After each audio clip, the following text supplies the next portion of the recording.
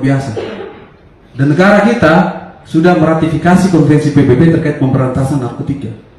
Bukan hanya negara kita yang peduli, seluruh dunia peduli terkait masalah peredaran narkotika. Karena sifatnya extraordinary crime, kejahatan luar biasa. Makanya negara kita itu kemudian membentuk badan khusus, dalam hal ini BNN dan juga Bareskrim Polri untuk penanganan masalah narkotika. Narkotika itu kan tidak ada dalam undang-undang umum dan kitab undang-undang pidana umum, tidak ada. Makanya dibuatkan undang-undang khusus, undang-undang 35. Undang-undang 35 itu yang menjadi dasar penindakan. Ingat saudara bahwa pasal 1 ayat 1 kitab undang hukum pidana itu menjelaskan tentang asas legalitas. Nullum delictum nulla puna sine pravea lege penali.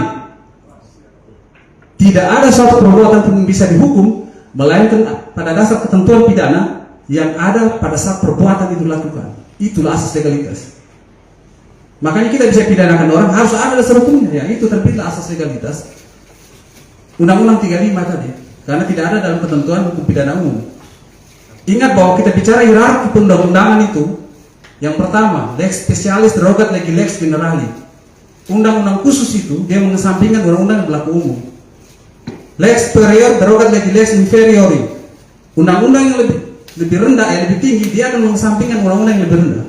Makanya kalau ada ketentuan di dalam undang-undang kemudian diatur oleh Perda, maka kita mengacu kepada undang-undang karena itu lebih tinggi. Contohnya.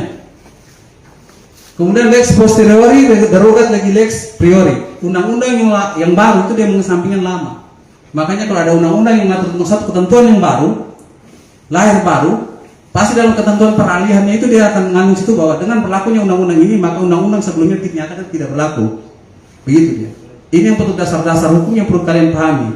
Sehingga ketika suatu undang-undang itu ditetapkan dalam lembaran negara, semua warga negara wajib dianggap tahu. Jadi dasar kita kembali pada pertanyaan tadi, itu adalah Undang-Undang 35. Minimal saya menjelaskan dasar dulu. Kemudian yang kembali kepada pertanyaan pertama, kenapa ada kehadiran Wakapolres? Wakapolres itu adalah anggota Polri juga. Anggota Polri itu dari pangkat terendah, Barada sampai kepada Jenderal, itu anggota Polri. Setiap penindakan terkait masalah penegakan hukum pasti kita mengacu kepada hukum acara pidana. Undang-Undang Nomor 8 Tahun 81 tentang Kitab Undang-Undang Hukum Acara Pidana. Di situ mengatur tentang penyelidikan dan penyidikan. Penyelidikan itu apa? Serangkaian tindakan penyelidik. Ingat, serangkaian tindakan penyelidik untuk mencari dan menemukan suatu peristiwa yang diduga sebagai tindak pidana untuk menentukan dapat tidaknya dilakukan penyidikan menurut cara yang dalam undang-undang. Itu penyelidikan. Nah, penyelidikan itu dilakukan oleh penyelidik. Nah, siapa penyelidik? Penyelidik itu adalah setiap anggota Polri. Berarti dia berpangkat dari paling rendah sampai dengan paling tinggi. Dia adalah penyelidik. Dalam hal ini berarti Pak Wakapolres termasuk tidak sebagai penyelidik? Termasuk. Karena dibenarkan berdasar hukum acara pidana. Kemudian yang kedua, itu penyidikan. Penyidikan itu berarti serangkaian tindakan penyidik, saya ulangi lagi, bukan penyelidik. Serangkaian tindakan penyidik dalam hal dan cara yang diatur dalam undang-undang untuk mengumpulkan bukti-bukti. Nah, dengan bukti itu kemudian membuat terang suatu tindak pidana untuk menemukan tersangkanya. Dasarnya ini kalian harus tahu dulu gitu loh, biar tidak beropini di luar. Jadi penyidik adalah seseorang pejabat Polri yang diberi kewenangan khusus oleh undang-undang, ingat, kewenangan khusus oleh undang-undang untuk melakukan penyidikan. Kalau penyelidik itu semua anggota Polri. Nah, posisi Pak Waka pada saat itu adalah penyelidik.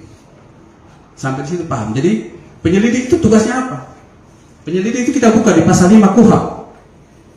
Tugas-tugas penyelidik, semua anggota Polri tugasnya apa? Pertama dipaham adalah penyelidik itu kewajiban, salah satu kewajibannya adalah menerima laporan atau pengaduan dari seseorang tentang adanya tindak pidana. Berarti setiap anggota Polri kalau menerima tindak pidana itu kewajiban dia sebagai penyelidik. Mau dia reskrim, intel, lantas, Babin Kantimas, ya itu dia harus menindaklanjuti termasuk Pak Wakapolres. Dari pangkat rendah maupun sampai pangkat tertinggi, jenderal sekalipun, dia sebagai penyelidik. Kemudian mencari keterangan dan barang bukti, menyuruh berhenti seseorang yang dicurigai dan memeriksa tanda pengenal diri, kemudian melakukan tindakan lain berdasarkan tindakan lain menurut hukum yang bertanggung jawab. Inilah yang dikatakan diskresi kepolisian. Jadi dia boleh mengambil tindakan-tindakan lain sepanjang tidak bertentangan dengan norma hukum. Nah, pada saat kejadian adanya tindak pidana narkotika, Pak Wakapolres menerima informasi itu, makanya beliau datang ke TKP dalam kapasitas beliau selaku penyelidik, selaku anggota Polri yang memang wajib melakukan itu. Jadi tidak ada yang janggal di situ dan tidak ada yang perlu jadi debatable di situ kenapa ada kehadiran Pak Wakapolres itu. Karena karena selaras dengan tugas dan kewajiban dia selaku anggota Polri gitu. Jangan kalau Kapolri ada situ pun harus itu dilakukan ketika menerima adanya laporan tentang tindak pidana. Tapi di situ ada penyidik juga, Pak Kaseni, makanya tindakan penyidikan itu dilakukan sampai dengan proses mengamankan tersangka. Jadi terkait kehadiran Pak Kapolres itu tidak perlu dijadikan opini, kan itu bagian dari tugas dan tanggung jawab beliau sebagai anggota Polri. Kalau toh memang dalam proses penegakan hukum kita tidak bisa memungkiri bahwa banyak juga anggota Polri yang terlibat dalam persoalan-persoalan pidana, baik selaku pengguna maupun penyalahguna peredaran dan narkotika. Jangan lupa bahwa institusi Polri itu paling banyak diawasi. Dari internal saja sudah ada Propam, sudah ada Itwasda, sudah ada Wasidik. Itu baru internal sudah 3.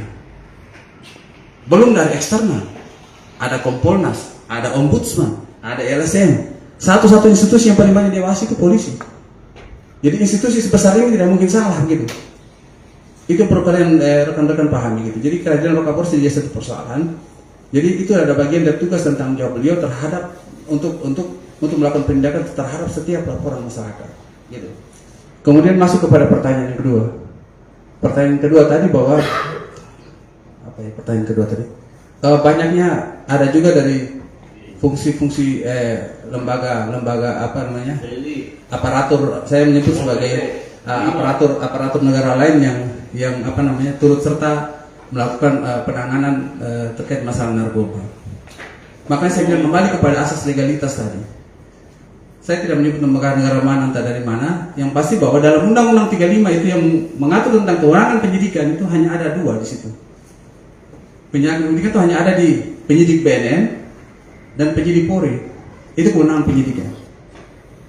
Kalau di KUHP mengacu kepada dan KUHP dan Undang-Undang 35 itu tidak bertentuan dengan Undang-Undang 81 tentang Undang-Undang 81 tentang KUHP. Karena dalam KUHP pun diatur bahwa penyidik itu adalah penyidik Polri ditambah dengan penyidik pegawai negeri sipil tertentu. PPNS, itu pun korelasinya lebih kendali daripada penyidik Polri. Nah, jadi dalam hal proses penyidikan dan penanganan perkara itu, penanganan perkara narkotika itu tidak bisa dilakukan penyidikan oleh lembaga negara lain. Justru ketika ada lembaga negara lain melakukan penindakan terhadap masalah penanganan perkara penegakan hukum apapun itu termasuk narkotika, justru itu bisa terjadi yang namanya merusak tertib hukum itu, legal order itu menurut saya pendapat itu. Kemudian yang sampai prinsip-prinsip rule of law atau prinsip-prinsip penegakan hukum itu justru dilemahkan oleh perilaku aparat negara lainnya yang justru